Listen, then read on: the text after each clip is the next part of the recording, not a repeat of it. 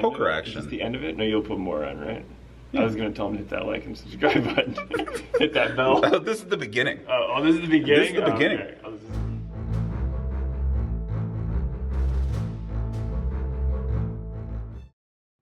Previously on YouTube's The Drawing Dead. So as we speak, right now, I think I'm down about $900. All this beautifulness, this happening at Stones. Great place to be.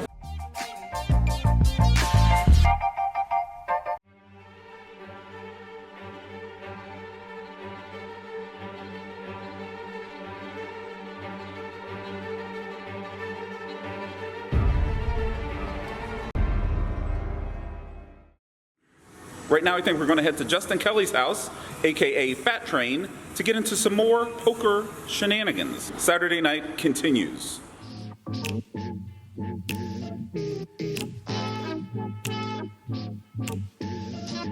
Every time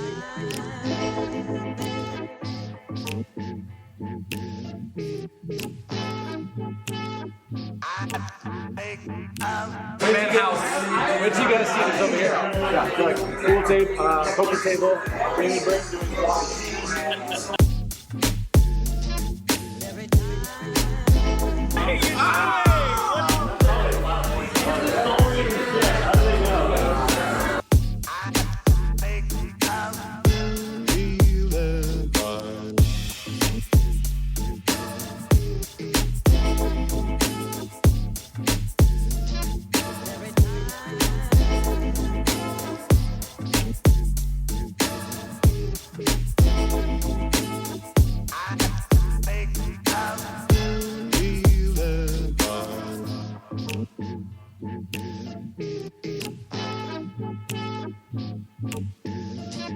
every time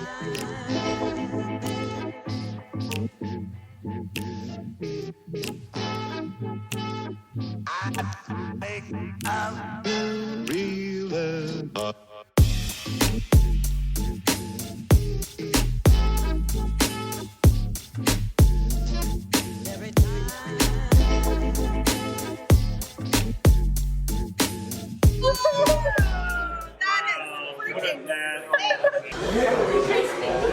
So we played some heads up with the Poker Mama, with Kmart, and I took them down, because that's what I do. I come into town, I take them down. Do you understand what I'm saying? Yeah.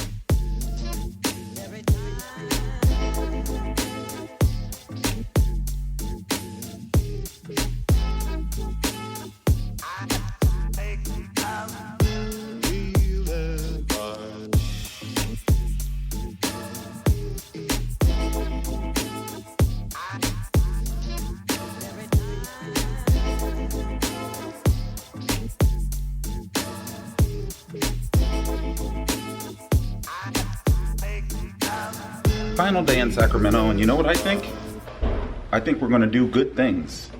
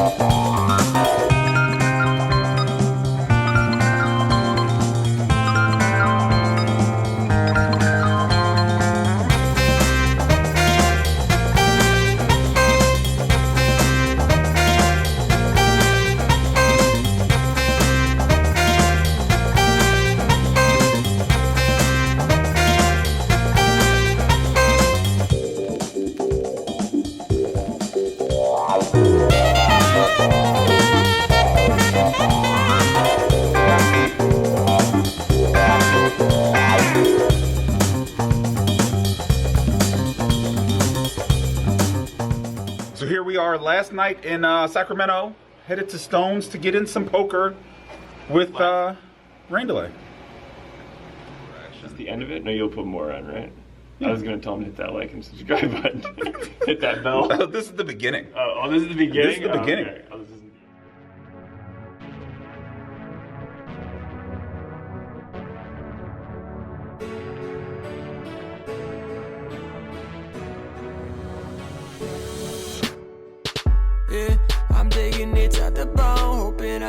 what's on. Never in bed before dawn. They wanna know what I'm on. Still trying to cope, but she gone. My dad is shoulders, he's grown and he's grown. Playing 1-3, it's officially mid-session update time, and I don't have anything to say. Nothing. There's nothing going on in my game. There's nothing going on with me. I have Andrew Nemi to my right. There's nothing going on with him. Rain Delay's in the building. There's nothing going on with him. We're all just kind of sitting break-even-ish. I really don't even have any hands to cover. This is a weird mid-session update. It's a mid-session update of nothing. Absolutely nothing. No, nothing happens. Well, something happens. Well, why am I watching it? Because it's on TV. Nothing's going on, but we're still playing, all three of us. After coming back from the mid-session update and reporting that not a lot was really going on, I happened to pick up quite a few hands in quick succession. Sitting about 200 big blinds effective, an early position guy opens up to 15, and I choose to make the call with 5-7 suited. We see the flop heads up, and he leads out for 25 on a flop of 4-6 deuce with 2 spades. I decide that's not nearly enough for my open-ended straight flush draw, and I raise him to $70. He thinks about it for a couple seconds, but he lets it go. Do what I got just to make it. Fuck all these blog and taste makers. Probably won't spot me if it. Oh no, do not need no favors. Can't get my mind. The very next hand, the same guy opens to 15, still in early position. I call, still in late position, with Queen 10 of clubs, and the small blind comes along for the ride as well. There's 3 of us peering down at a flop of 10-3-7 with 1 heart. The small blind checks over to the pre-flop raiser who bets $20, and I elect to just call with top pair, decent kicker, because there's really no reason to get crazy. The small blind calls as well. The action froze on the turn when the ace of hearts hits, so either none of us liked it, or Teddy the Iceman Monroe just walked into the room. And I said, I froze you. And I said, the Iceman froze you. We were all still apparently frozen when the deuce of hearts hits the river. It does complete both backdoor flush draws and backdoor wheel draws, which apparently they don't have because they check it to me. I elect to take my middle pair to showdown, and I'm good. At this point, the table is super short. I believe we were playing 4-handed. It's also strangely where I feel the most comfortable, maybe because of my online background. I proceeded to play and raise many more hands than I should have, but it all worked out.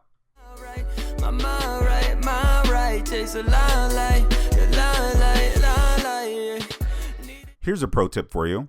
If you're playing in a poker game in which you raise pre-flop and always only get 1 caller, and those callers always check the flop to you when they miss, and then they fold when you bet the flop, then even garbage hands like 3-6 offsuit from position become extremely profitable. And that's what was happening at this table. I was having a good old time, basically printing money anytime anyone checked to me. Be forewarned though, eventually somebody will try to fight back at you. In those situations where they shove, just make sure you have a hand like pocket jacks, and you just win the old-fashioned way. If you don't have a hand like pocket jacks, I'm not really sure what to tell you to do. Just try to hit the flop, I guess.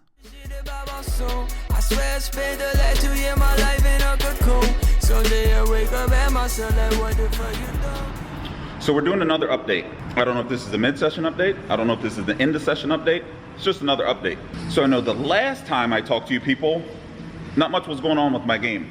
I wasn't up, I wasn't down, I was just hovering somewhere near what I bought in for. But after that update, I went on a little tear. So now I'm up maybe $300 or $400, but my game broke. They moved the remaining players to a new table, so I'm gonna get back in there and see what's going on with this new table. Let's do the thing. That's the plan. Do the thing.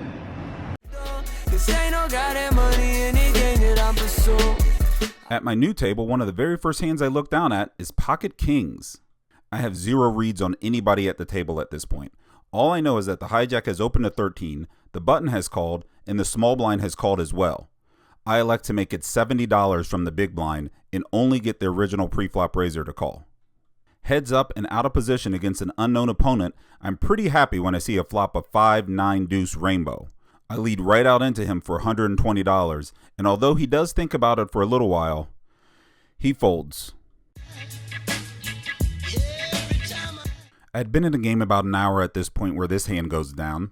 We have a live straddle under the gun to 6, and 2 players have called. I look down at King 10 offsuit from the button and elect to raise to $25. The straddler calls, which is no surprise to me as he had been very active at the table. However, it is surprising that the guy directly to my right calls, as he's in late position as well. If his hand was so strong, why didn't he just raise to begin with? Typically, that maneuver of limping and then calling a raise is very indicative of a pocket pair, so I'm not too worried about him. We go to the flop 3 ways and we look at 10, deuce, 4 with 2 hearts. I'm definitely going to continue on this board, especially when both players check it over to me. I choose a bet size of $60, which the straddler calls. The player to my right, however, he lets it go. The deuce of hearts on the turn pairs the board and does bring in the front door flush draw. The straddler checks it over to me, and I should probably be betting here a large percentage of the time, but my game time decision here was to check as well. The villain also elects to check when the 7 of diamonds hits the river, which means I most likely have the best hand. I bet $75 to try to eke out some value on this hand, especially since I probably missed some on the turn. The straddler snap calls me. He couldn't have called me faster. I turn over my hand and the dealer announces that I have a 10 for top pair. The straddler drops an F-bomb, then nods at me to let me know that I'm good, and the dealer pushes me the pot. It's accurate. What do you say, a clock and a call? No, he said fuck.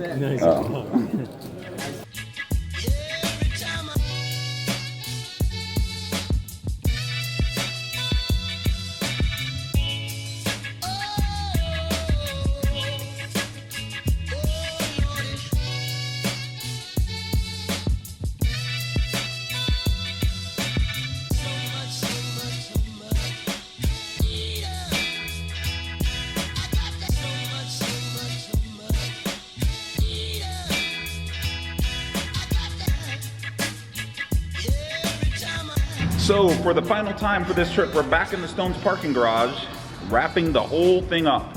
And I had a profitable session to end this whole trip. In the 1-3 game for 500, out for 1378. Is that what I was out for?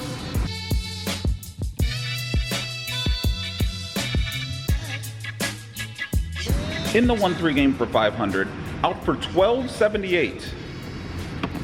So what's that? Up 778? Did I do that right? So up 778 to end this trip. And I am tired. So now it is time to head back to the hotel, pack everything up, catch an early flight back to St. Louis. So I'll see you guys there.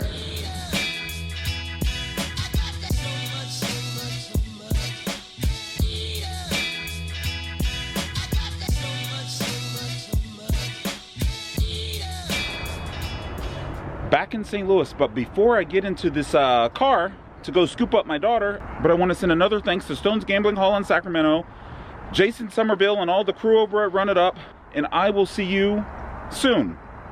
I'll catch you next time. Bye. Next time on YouTube's The Drawing Dead. Back in St. Louis. I'm vlogging in St. Louis. Unbelievable, right?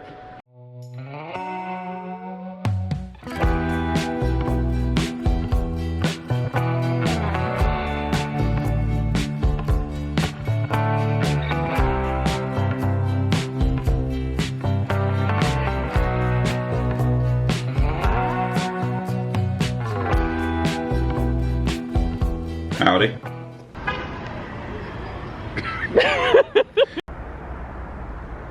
Back in St. Louis, but before I get into this... Doing it. We're live. We're live? We're live. Nobody here No yet. people. Do you have you don't have like a phone holder thing? No, I don't have a hold. Can we actually get a close-up on Jaman's cup? I gave him his choice of any cup, and he picked a measuring glass. Are you serious? That is impressive. Gangster. Done it. Not, I do live here. I come downstairs to this every morning and wonder what I'm doing with my life. That's someone's house. Wow, says Cayman Gary. True story. I gotta get my light right.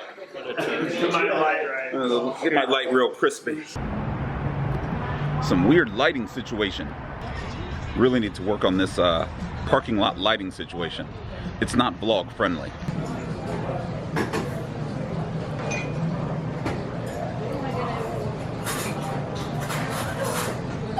I'm not letting the people watch me eat.